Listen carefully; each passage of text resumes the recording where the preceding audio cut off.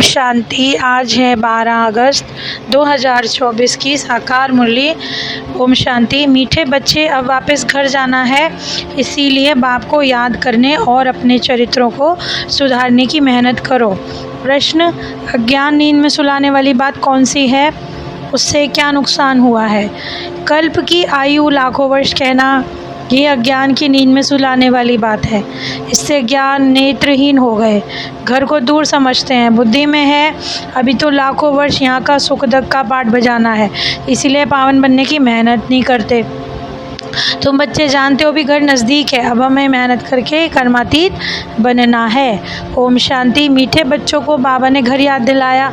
भले ही भक्ति मार्ग में घर को याद करते थे, परंतु कैसे जाना है कुछ भी नहीं जानते थे। कल्प की आयु भी लाखों वर्ष कह देने से घर भूल गया। अब बाबा कहते हैं, बच्चों घर तो बहुत नज़दीक है, अब चलेंगे अपने घर। भक्ति मार्ग में तो पता ही नहीं पड़ता कि कब मुक्ति धाम जाएंगे। अज्ञान नींद में जैसे सो जाते हैं, किसी को समझ ही नहीं आता, क्योंकि ये भी ड्रामा है कि बाप को और घर को भूलना ही है। अब जब आया हूँ तुमको ले चलने, तो पवित्र जरूर बनना है। अगर पवित्र गंगा नदी आदि से बनते होते तो अब तक बन गए होते, परंतु घर का भी किसी को पता नहीं, पवित्रता का भी पता नहीं। अब कलयुग में तो दुख भोगा ही है, विकारों में गंदे भी बने, पहले रजों में थे, अब बिल्कुल बेसमझ हो गए। तो अब क्या करना है? जन्म जन्मांतर के जो पाप सर पे हैं, उन्हें सुख धाम में चलने के लिए उन्हें याद से उतारना है। तो बाबा कहते हैं, तुमको लक्ष्मी नारायण जैसा बनना है तो एक काम करो, पहले पवित्र बनो, चरित्रों को सुधारो। विकारो जिसको कहा जाता है भूत, जो कि लोभ का भूत भी बाबा ने कहा अब कम नहीं है। ये भूत बहुत अशुद्ध है, मनुष्य को एकदम गंदा बना देता है, लोभ पाप कराता है बहुत। जैसे काम को छोड़ना मुश्किल है, मोह को छोड़ना भी मुश्किल है, उतना ही बाबा ने कहा मोह और लोभ को भी बहुत मुश्किल से छोड़ता है, क्रोध भी। तो नाम तो लेते हैं ना कि क्रोध आ गया, तो बाबा कहते हैं जब तक तुम पुरुषार्थ करते रहो। बाप इतने वर्षों से समझाते आ रहे हैं, टाइम भी दे रहे हैं, सारे सृष्टि का चक्र को जान भी लिया। वैसे तो 7 दिन में ज्ञान आ जाता है, पर अगर सेंसिबल बच्चा हो, मेहनत करे और कर्मातीत अवस्था को पाले, तो ये 7 दिन का कोर्स भी काफ़ी अच्छा है। तो भाई बहनों को भी समझाना है, ये बात तो राइट ही है कि भैया पहले जो है हम कितनी ग्लानि करते थे, अब प्रजापिता ब्रह्मा के बच्चे नहीं बने तो पवित्र कैसे बने?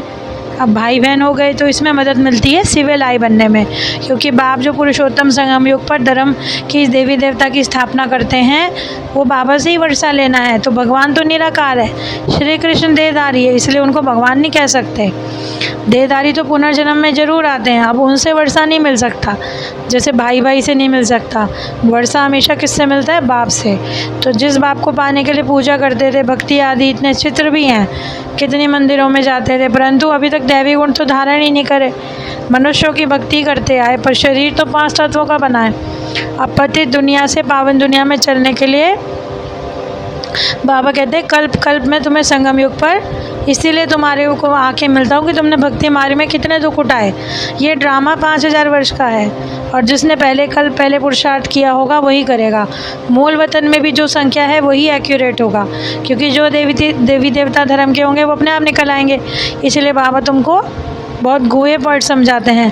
फट से तो कोई एकदम IAS बन नहीं जाते, तो दिन प्रतिदिन नई पॉइंट समझाते हैं कि बच्चों अपने को आत्मा समझकर माम एकम याद करो। देखो आत्मा कितनी पतित बन गई है। अब कहते हैं ना कि परमात्मा का साक्षात्कार करें, तो बाबा कहते हैं इतनी छोटी बिंदी का तुम क्या साक्षात्कार करोगे, मैं तो जानने लायक हूँ। और ये ड्रामा जो अविनाशी बनाया है, शास्त्र तो पढ़ते ही आए हो। अब जब बेसमझ थे, अब तो पढ़ाई की समझ आ गई है, इसलिए बाबा कहते हैं तुम्हारा कोई शल भी बाल बांका ना हो, क्योंकि वहाँ सुख धाम में चलना है, परंतु मूल बात है पवित्रता की। अभी तो देखो अनाज आदि भी कितना महंगा होता जा रहा है, नुकसान ही नुकसान है। ईश्वरीय आपदाएं कहते हैं जिनको, क्योंकि सारे तत्व बिगड़ने लगे हैं। बच्चे जानते हैं कि सनातन देवी देवता धर्म की स्थापना हो रही है, तो जो जैसा पढ़ेगा, पढ़ाएगा, पुरुषार्थ करेगा, वैसा ऊंच पद पाएगा। इसीलिए तो कहते हैं याद करो, अपने पापों को भस्म करो। जिनको समझा सको समझाओ, कि आत्मा समझकर बाप को याद करना है, और यही मेहनत है। प्राण प्यारे बाप दादा प्रति हम बच्चों का याद प्यार। रूहानी बाप को रूहानी बच्चों की नमस्ते।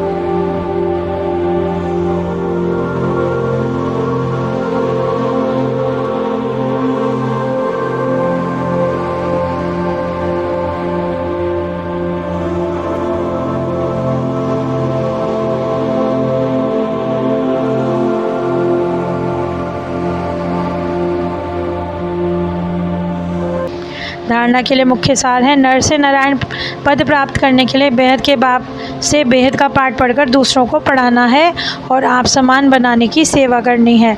लोभ मोह की जो रगें हैं उनको निकालने की मेहनत करनी है, अपने चरित्र को सुधारना है जो कोई भूत प्रवेश ना हो पाए।